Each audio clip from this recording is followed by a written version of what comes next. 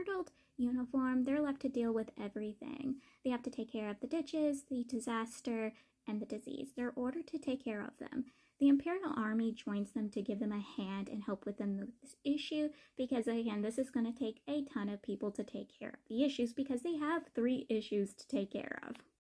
So there is a ton of people obviously throwing blame at each other, especially before they save the Emperor and even after they save the Emperor. Like, they're just throwing blame at each other. No one is taking the blame for it. They're not taking care of the issue.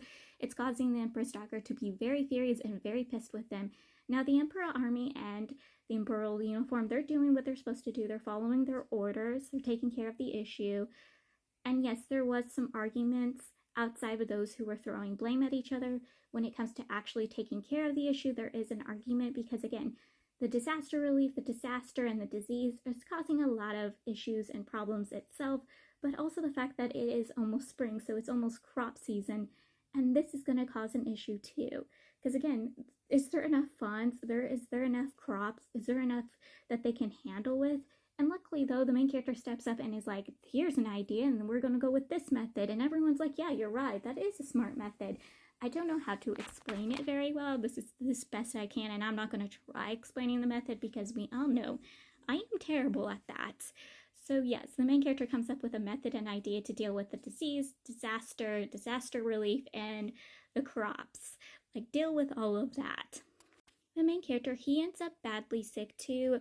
I am pretty sure he ends up with a disease or just ends up sick with something else. And the male lead spends the entire time taking care of the main character, like supporting, nurturing the main character the entire time the main character was sick. Like, he would go do his duties and his works, and then he would return back to pamper and baby his sweet wife. Because, again, the reason why I'm calling the main character wife is because the male lead calls him wife. So we're going to go with that. But yes, he was taking care of his wife, doing the right husbandal duties. The main character's martial teacher, who I forgot was his adopted father, so we'll be calling him adopted father from now on, he was very displeased. So he's informed by the main character's disciple that him and the main character's master, his other teacher, are supposed to leave. Like, he will be taking them to a safer location, and this will give the main character a mind of peace that the 2 people he loves the most are in a safer place. The dude is like, no, I'm not going anywhere without the main character. Like, he wanted to storm in the room the main character was in, throw the main character over his shoulder, and then boo-boo out there. Like, he wanted to full-on kidnap the main character, and they're like, you can't do that. Like, he was getting into physical and verbal fights with the main character's master and disciple. Like, full-on fighting them. Because, again, he did not want to go. He was not going anywhere without the main character, and they finally got him to agree to leave. But he was not leaving without a fight. This man, I love him. He's acting like a father should act. Like, he's protective, caring, attentive with the main character. Like, dude was not going to leave his child in an area that had a disease and flooding. Like, he was not going to leave that child there. I love him. The pox disease and the collapsed building was man-made. Someone set up the disease and set up the building to collapse. It was not created by the flood in the ditches. Like, this was set up by somebody to get to the emperor.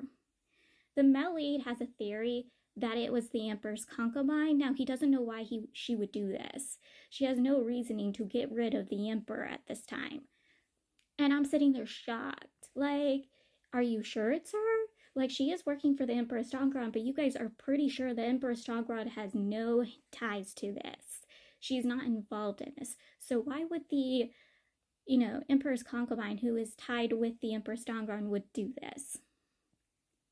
And then it goes to the Emperor Strongron talking with Fragrance of Ripples or Ripples of Fragrance. Like, they're having a conversation with each other, and it suscitates that yes, the Emperor's concubine was involved in this. Now, it seems like neither one of them were involved in this, but they know she did this. And they're kind of like impressed because they thought she didn't have the ability to do that.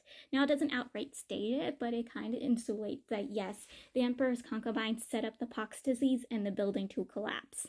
The main character and the male lead, they talk about the insistent minister of judicial reviews and knows that he's very suspicious because he's had his paws in every plot. Like, he is there to outturn everybody. Like, he is very suspicious and they're very wary of him. Like, they're going to be cautious when they instigate him because, again, he seems to be tied in everything and that he's planning for something, that something is about to happen in the future and that he's planning it. The Secretary of Baru of the Evolution, thinks the main character betrayed him and then set him up to die. The main character is able to convince him that no, he did not betray him, that they're still working together, and why would he betray him at this time?